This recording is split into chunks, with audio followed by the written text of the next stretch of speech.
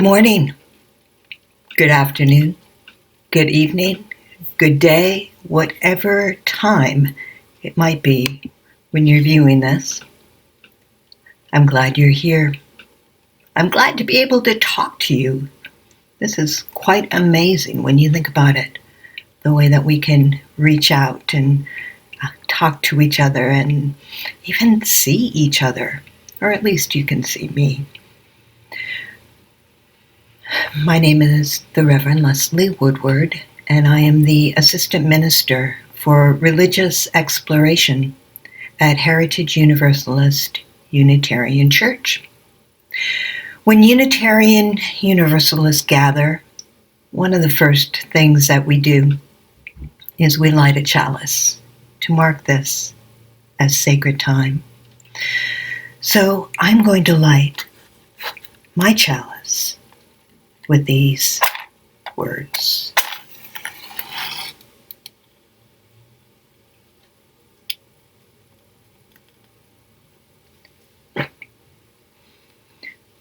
Our community knows no boundaries.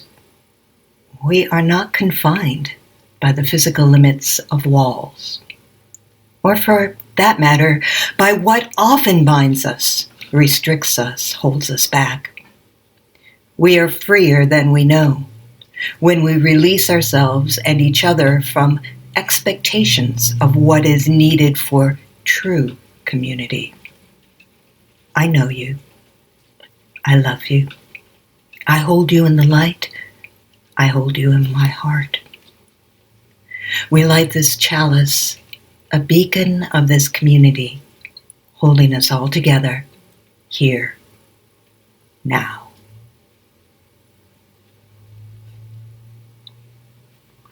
I'm finding this all quite surreal.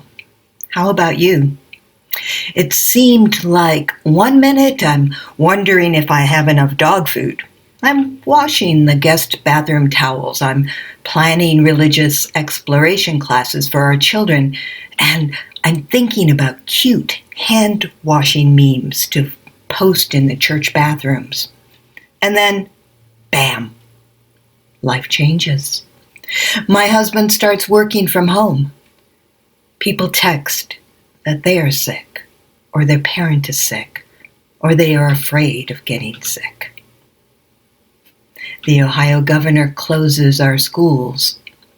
Finally, on Thursday, the board and I decide that to keep everyone safe and do our part to flatten the curve, we will suspend in-person worship services and close our heritage building.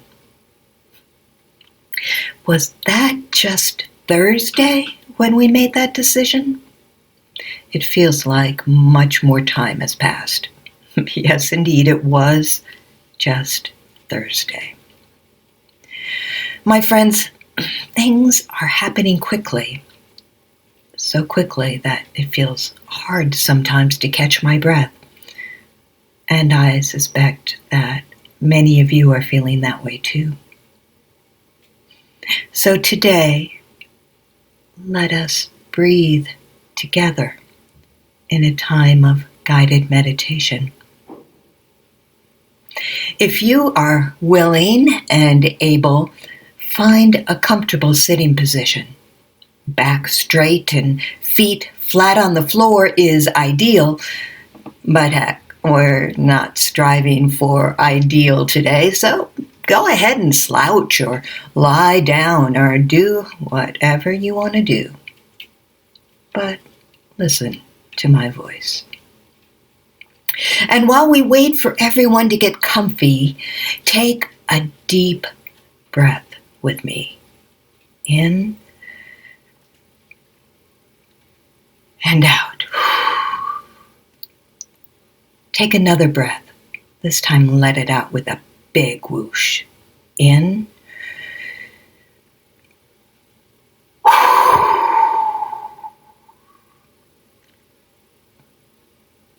The words for this meditation come from the Reverend Rebecca Parker. Close your eyes and repeat silently what I say aloud. There is a love holding me. There is a love holding all that I love. There is a love holding all. I rest in this love. There is a love holding you. There is a love holding all that you love. There is a love holding all. We rest in this love. There is a love holding us. There is a love holding all that we love. There is a love holding all. Rest in this love. Rest in this love.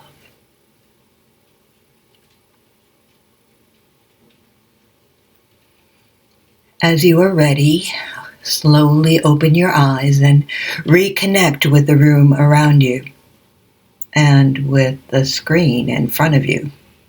This is so very strange, isn't it? We've closed the Heritage Church building. No Sunday worship, no religious exploration, no coffee hour or potluck. No RE, no owl, no chalice, circles, or meetings. Yet we are still connected to each other, despite the miles between us. You have probably figured out that this message is pre-recorded and not being broadcast live. Laura Knight stepped up and has done the necessary technical work to make this happen. Thank you, Laura. Your worship committee, under the able leadership of Kathy Wade and Regina Pugh, is working on developing the ability to stream worship and hope to have that in place by next week, Sunday. We'll see, won't we? The Caring Circle, led by Michelle Kelly, is working on reaching out to our most vulnerable members to make sure that they know that we haven't forgotten and we care about them. We ultimately want to connect with all Heritage members and friends, not only to be sure that they are safe, but also to determine who is low risk and has the ability to help others in need. Other members are coordinating efforts to continue helping the Interparish Ministry Food Bank, and you'll hear more about that shortly. And out in the greater UU world, ministers and congregations all over the country and indeed all over the world are sharing resources, sharing videos, creating hymns, writing poetry, readings, and whole worship services. The amount of collaboration is mind-blowing, from a trickle to a stream to a flood. Well, that's an apt metaphor, isn't it? From a trickle to a stream to a river to a flood. Friends, although it may seem like we have been in crisis now for a long time, we are just at the beginning. Things are going to get worse before they get better. Perhaps much worse. So what can we do for our physical, mental, and spiritual health? For our children, our church, our community? My colleague, the Reverend Sunshine Wolf, wrote a marvelous reading titled, "Stay Away and Connect." that I'd like to share with you now. Stay away and connect. This is not the first crisis that we as a nation or world have met, and it will not be the last. Yet we have survived and will continue to survive together. You may be feeling a lot of intense emotions right now. This is normal and understandable. You are not alone. Those feelings can be overwhelming, and we may even want to shut down or deny that anything is wrong. All of this is normal. Please be kind and patient with yourself and with others. There is good news. The steps we can take to protect one another are simple. When thinking about those steps, ask yourself, what is possible for me right now? What can I do in this moment that is simple and possible? Do that. Do what you can, and perhaps add on more as you are able. In this challenging time, I encourage you to stay away and stay connected. Stay away from the germ and stay connected to yourself. Wash your hands with care in body and spirit. When washing your hands, recite a poem. Dance the dance. Do a breathing meditation, or put all of your focus on how your skin and hands feel as you wash them. Make this a time when you ground yourself and find connection within yourself.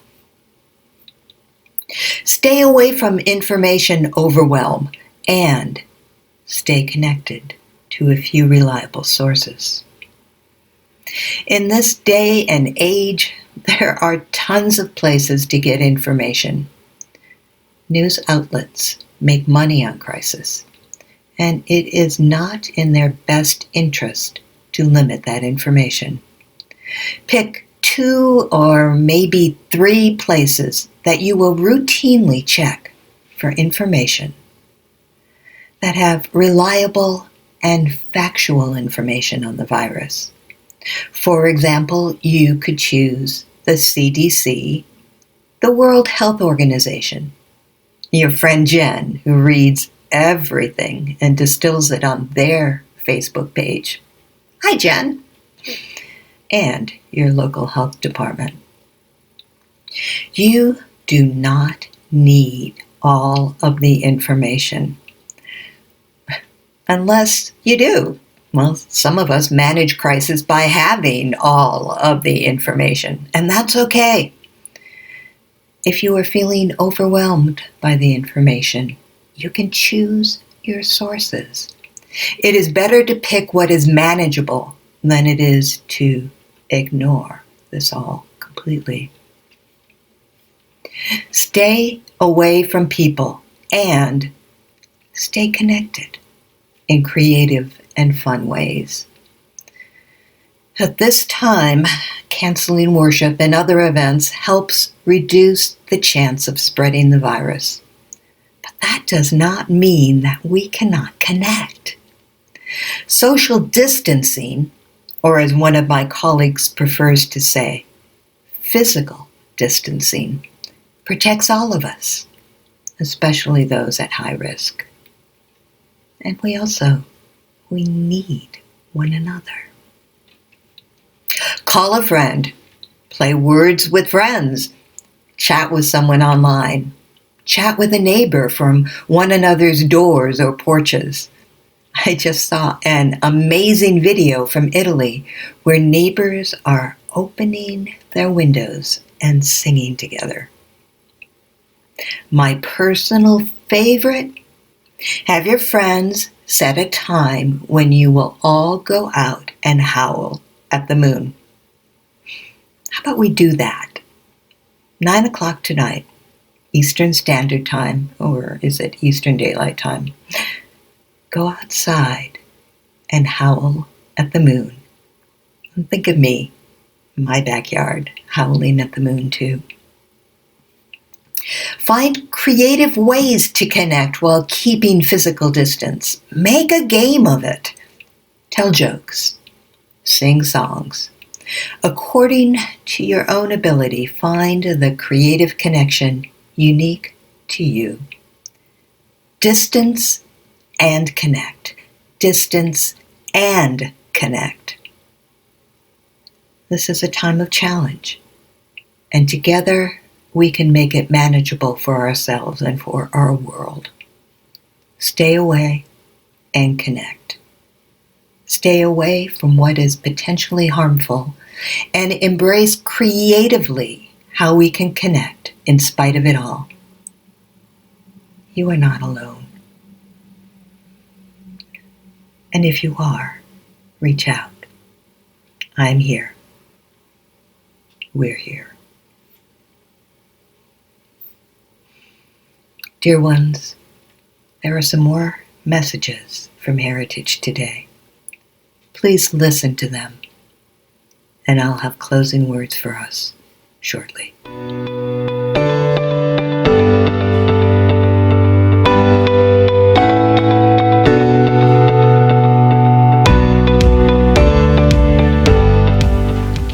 Hello, Heritage. Thank you for taking some time to connect to your church community.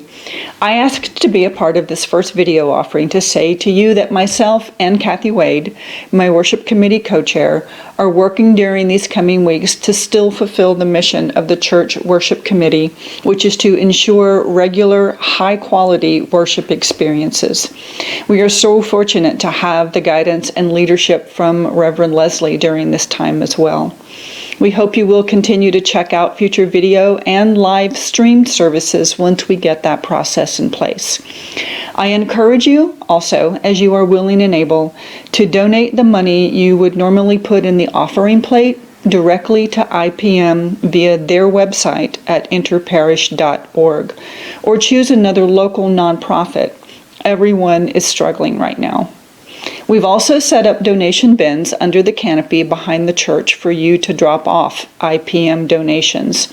They are particularly in need of shampoo, toothpaste, detergent, and other cleaning supplies right now. Of course, you can also drop off directly to their locations in Amelia and Newtown. Our interdependent web connects us, but having internet helps too. Stay connected, stay well.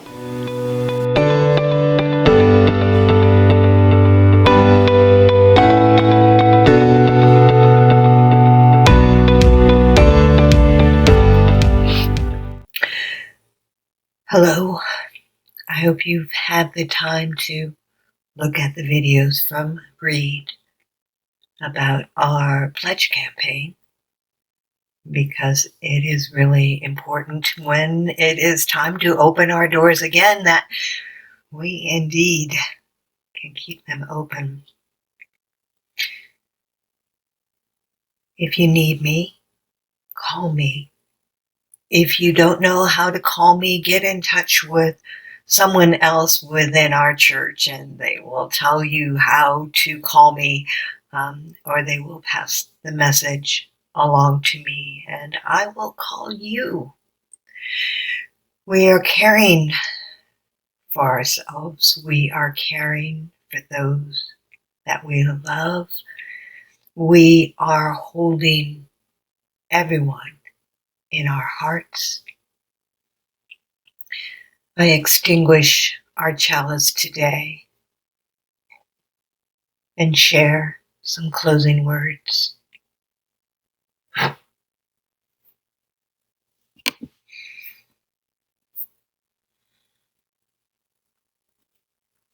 These words are from Richard Hendrick.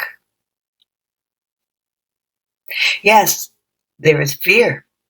Yes, there is isolation. Yes, there is panic buying. Yes, there is sickness. Yes, there is even death. But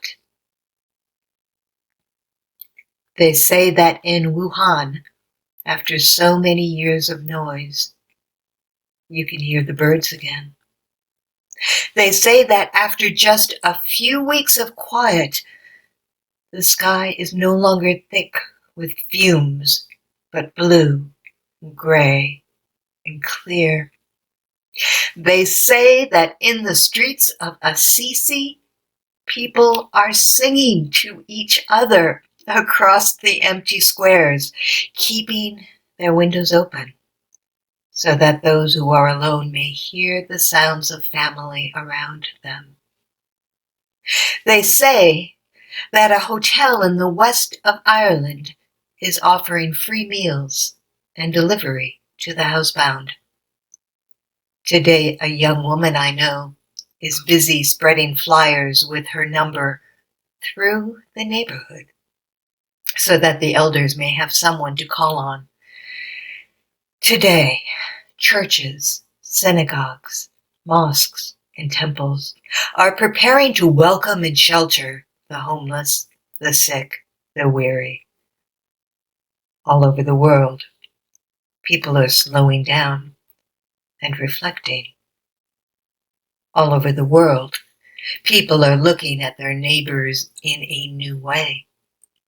All over the world, people are waking up to a new reality, to how big we really are, to how little control we really have, to what really matters, to love. So we pray and we remember that, yes, there is fear, but there does not have to be hate. Yes, there is isolation, but there does not have to be loneliness. Yes, there is panic buying, but there does not have to be meanness. Yes, there is sickness, but there does not have to be disease of the soul. Yes, there is even death, but there can always be a rebirth of love. Wake to the choices you make as to how to live now. Today, breathe. Listen. Behind the factory noises of your panic, the birds are singing again. The sky is clearing. Spring is coming. And we are always encompassed by love. Open the windows of your soul, and though you may not be able to touch across the empty square, sing.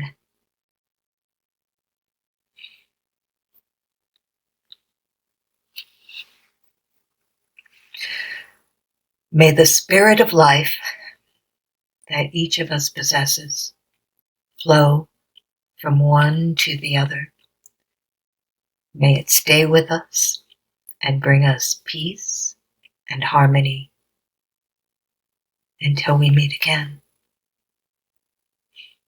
Until we meet again, dear ones, keep yourself safe and know that you are loved.